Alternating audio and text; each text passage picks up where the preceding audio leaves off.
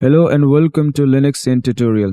Today we're going to learn about how to use the pipe system call in C. But before we dive into the tutorial, you should know that we need a GCC compiler on our machine. Pipe is a Linux system function. The pipe function is used to open file descriptors, which are used to communicate between different Linux processes. In short, the pipe function is used for inter-process communication in Linux. In this video, we are going to show you how to use the pipe system function in Linux. The first step is to know about the pipe function.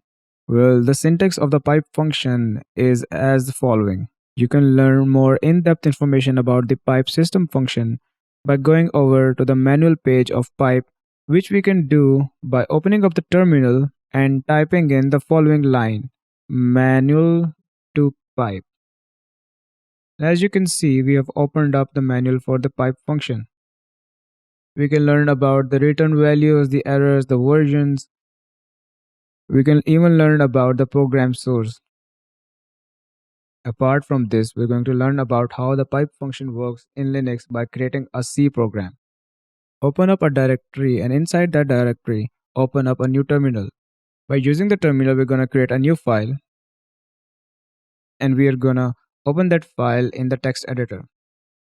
To demonstrate the use of pipe function, we are going to use the following code. As you can see, we have included the pipe function by including this library over here, which is the UniSTD. And inside the main function, we have defined the variable pipefds, which is a 2-element integer array. And then we ran the pipe function to initialize the file descriptors array, which is the pipefds. We also checked for errors using the return value of the pipe function. I used the exit function to terminate the program in case the pipe function fails. Now if we compile this program using the GCC compiler and run it, we get the following output. As you can see, we get the following values. But what are these values? Well, if you open up the code, you can see that in these two lines, we have printed the read file descriptor value and the write file descriptor value, which are stored inside the array. The read file descriptor value is stored at index 0 while the write file descriptor value is stored at index 1.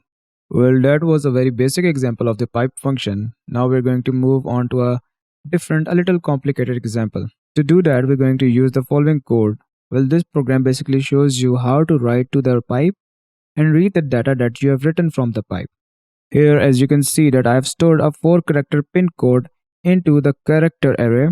The length of the array is 5 because it contains the null character 0.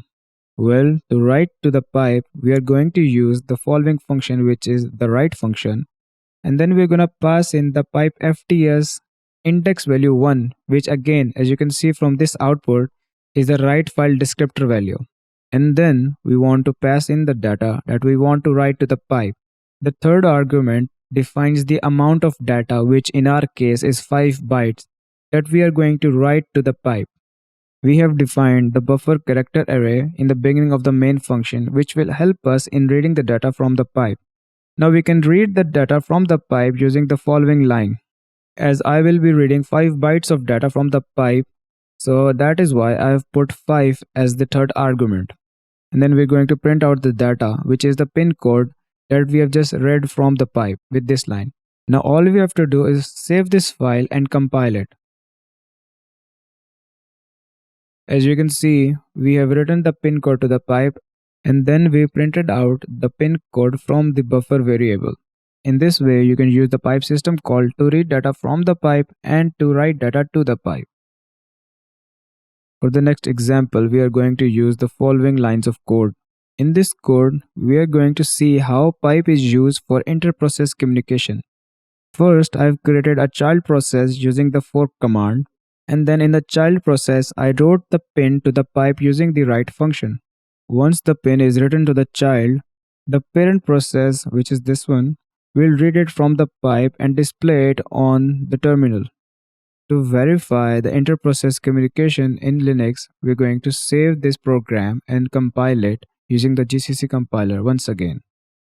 And as you can see, we generated a pin inside the child function and wrote it to the pipe.